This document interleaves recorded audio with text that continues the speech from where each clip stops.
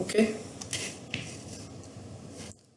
So torque speed characteristics is actually is also a very important concept. Okay. But before going into the details, okay. So basically, the basic characteristics of the torque speed for the induction motor can be represented in graphical form using this waveform. So we know that. So we also studied earlier in the first part of the lecture. We studied about the relationship between the current and the speed, right? And we know that when we have the high slip, okay, this is the point where we are having the high slip. So we are having the higher value of the current, okay. So this is, let's say this is the Nm, the motor rotating speed of the motor, right? Nm. Okay. So in the start, okay, the speed of the motor will be low, right? The speed of the motor will be low. It means slip should be very high. So when we are having actually high slip, okay, so we will having this value of the induced torque. Okay. So this is actually also called the starting torque. Okay. Now, okay, your rotor is just speeding up. Okay, it's rotating, and now what will happen? The induced torque, as the rotor speed is increasing, okay, the induced torque will start increasing and we will reach a maximum point. Okay, so this is actually called maximum torque, or also called as pull out torque. Okay, the same terminology which we used in the last chapter. Okay, the maximum torque is also referred as the pull out torque. So basically the rotor will reach a particular, okay, speed, okay, or in terms of slip we can say that, okay, so there will be a particular slip value, okay, where we will have the maximum torque. Okay, and then further, if we having the more further increase in the rotor speed, and like the rotor speed reach the synchronous speed, so we know that when the rotor speed will reach the synchronous speed, then there will be no induced voltage, right? When there is no induced voltage, there will be no induced torque. Okay, so basically torque will become zero when the rotor speed become the synchronous speed. So this is the basic characteristics, the torque speed characteristics. Okay. Now before reaching the speed, okay, motor is trying to reach to that point. So there will be a point, okay, which is actually called as full load torque. Okay, so basically rotor is connected with your load. Okay, so the speed of the rotor will be depending on the load characteristics also. Okay, so they will because at this point, okay, the rotor torque will become zero, and before reaching that point there will be the maximum torque which can be delivered to the load. So that torque is actually called as the full load torque. Okay, so these are the basic characteristics, and we know that, so this is actually your starting torque, right? Okay, this is your starting torque, and we already know that the induced torque is actually ratio of the converted power divided by the synchronous speed, right? And I'm sorry, the induced torque is the ratio of the converted power divided by the Wm. Okay, and in terms of the, if we want to write the induced torque in terms of we know the relationship between the power air gap, so we can also write the induced torque in terms of the power air gap, and it will be equal divided by the synchronous. Okay, I'm not going through the derivation, just use the basic relationship and we can come up with this solution. Okay, so this is the starting torque, maximum torque. Okay, now let's see another very interesting case here. I'm sorry.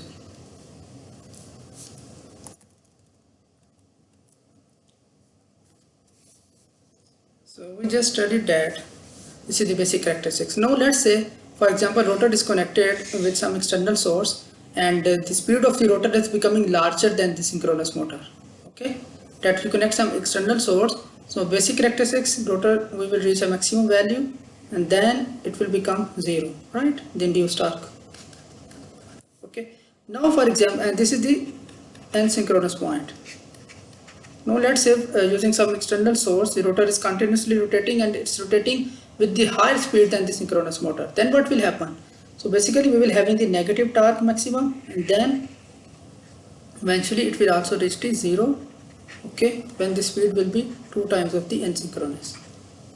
Okay, so if the rotor starts rotating with more high speed than synchronous due to some external source, okay, then basically this will be a generator operation. Okay, so this is actually your motor operation. You are converting the electrical power to the mechanical power, and if it start rotating more high speed, then the torque will be in opposite direction, right? Negative value of the induced torque. Okay, so no, basically you will be converting the mechanical power to the electrical power.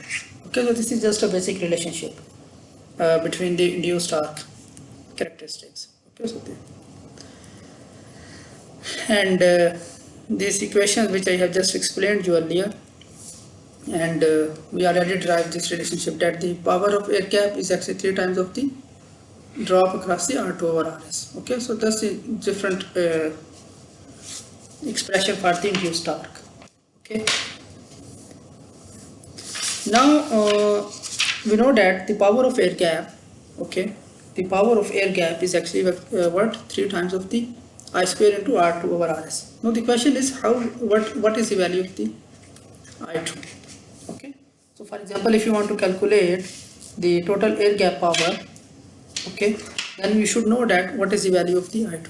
Okay, before going into the details of this, I want to explain one very important thing here. It's a very important thing. So if you see, this is the point when you are having actually very high slip, okay, and the slip value is decreasing, right? So when we are having a high slip, so in the lower value, okay, so basically in the this region, so the increase in torque is kind of a linear, okay, linear relationship if you are dealing with the very high slip value, okay, and as soon as the value is becoming linear, the slip value is becoming low, okay, you are getting a non-linear relationship here. So remember this thing, that in the start, if you are dealing with the very high slip value, so in the smaller region we are kind of having a linear increase, that as the slip is decreasing, the torque is increasing. Okay, so just this is a very important concept which we will be discussing while we solve some numericals. Okay, now the question is how we should find I want to calculate the total air gap power using this expression, but to calculate this one I need the I2 value. Then how we can calculate the I2? Okay, so let's see. Now to calculate the I2, okay, we will use the Thevenin theorem. Okay, so this is our basic equivalent circuit model of the induction model. Okay, so in this case we are actually ignoring the effect of the RC, okay, because we know that here we are having parallel RC component, so we are ignoring that component to make it more simplified model. Okay, so our target is we want to calculate this thing, okay, I2 value. So what is the Thevenin principle? That whatever component value you want to calculate, okay, isolate that part from your circuit. Okay, so we will isolate this part from our circuit for which we want to find our I2. Okay, so we will isolate this part from the circuit, we will cut out this part. So what will be our remaining circuit? Okay, our remaining circuit will be this one, right? We will having only this remaining circuit. Okay, so we will calculate the VThevenin here, okay, at the point where we actually have removed this part. So VThevenin will be equal to what? VThevenin will be equal to, okay, the voltage drop across this impedance, right? Jx plus the total impedance, right? Jxm plus Jx1 plus R1 multiply with the phase voltage, right? So that will be my VThevenin, right? And if you just want to calculate the magnitude, okay, so we just take the magnitude of all parts and we can easily solve this expression. Okay, so basically if we just want to calculate the magnitude, so just take the magnitude of this one and that will be our expression. Okay, the other thing is, okay, we also want to from this point we calculated the VThevenin, so we also want to calculate the RThevenin, or sorry, ZThevenin impedance from these points. Okay, so now to calculate the ZThevenin from this point, what is the principle? Remove the all the sources. So this, we have a voltage source here, so we will make this short circuit. So if we make this short circuit and you are calculating Z Thevenin from this point, so then these two resistance, like let's call them Z1, that R1 plus JX1, they are in parallel with this resistance, right? So R1 plus JX1, they are in parallel with this resistance. So that will be my Z Thevenin. So these are some derivations which you don't have to memorize, okay? But I'm just trying to explain that how we are actually getting this thing. So we can calculate the Z Thevenin using just simple this approach, okay? And this will be our Z Thevenin, okay?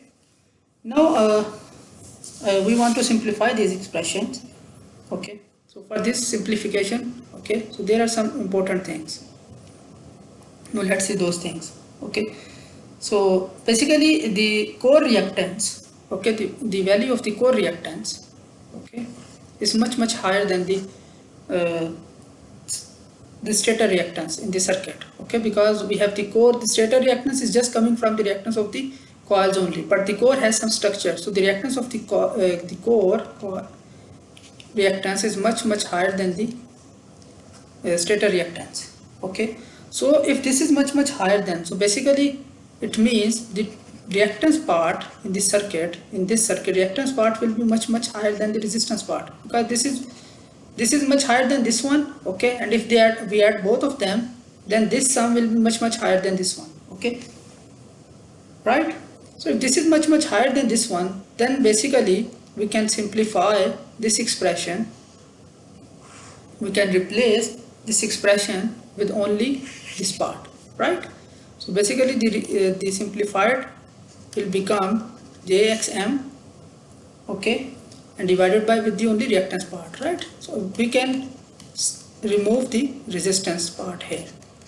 So JJ will be cancelled, so I will get only this simplified expression for the V Thevenin, okay?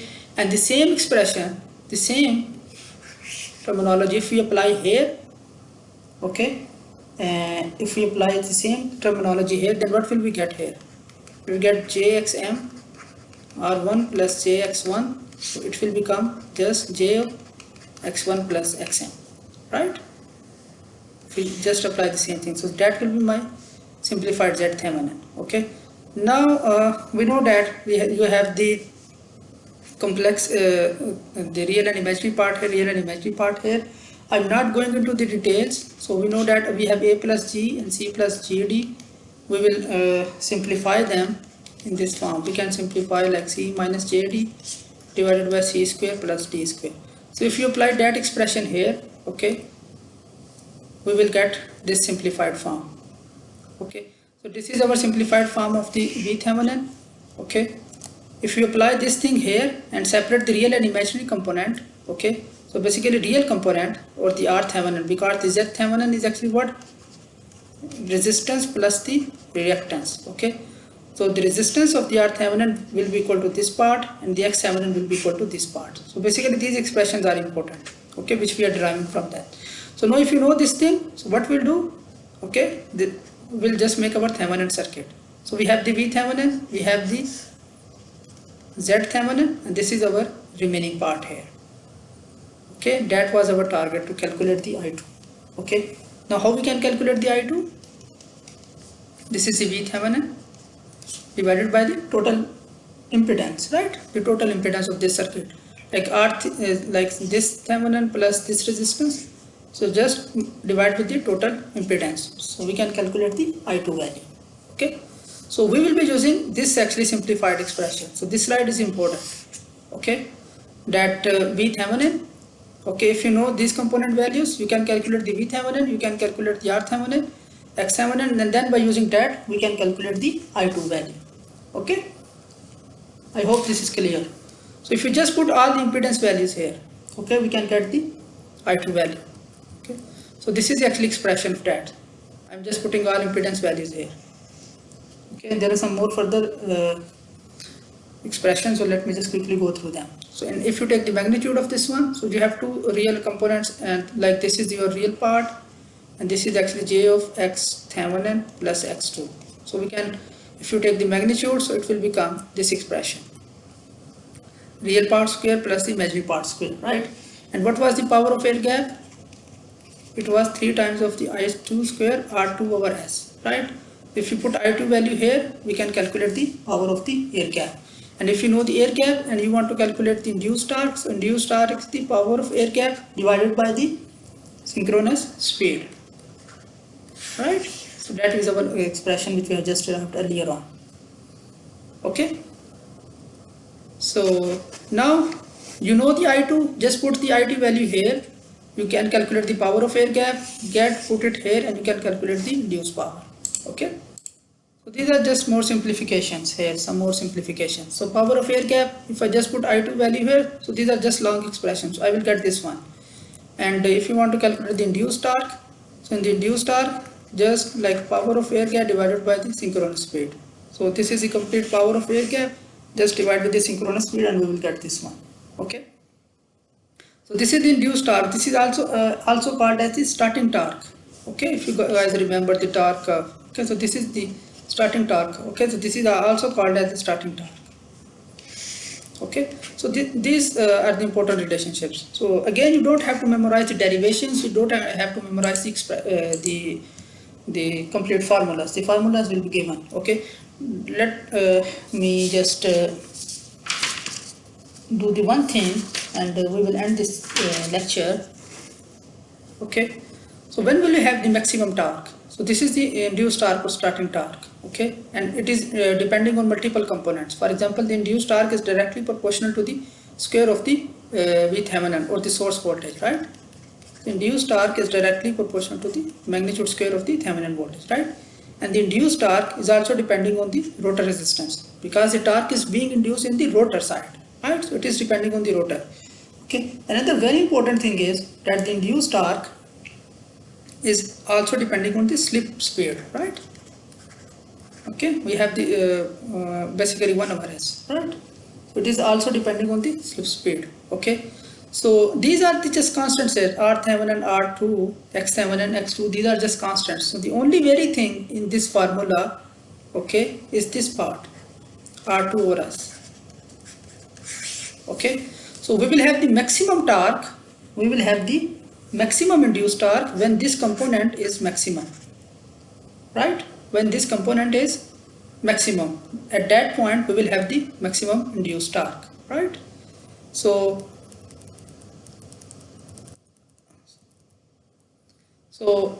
that maximum induced torque, okay, it will happen when the slip will be equal to this one. So there is some derivation involved about this thing. I am not going into the details. So basically maximum induced torque will happen when we'll have this maximum slip. Okay. So this is the formula for the slip, and if you put this formula for the slip in your equation, we will get this maximum induced torque expression. So again, like there are some derivations for which details I am not going. So in this formula we just have put the maximum slip, okay, formula which we just derived this thing here. Okay, so if we just put this thing here, we can calculate the maximum pull out torque. Okay, so let me stop here for this part of the lecture.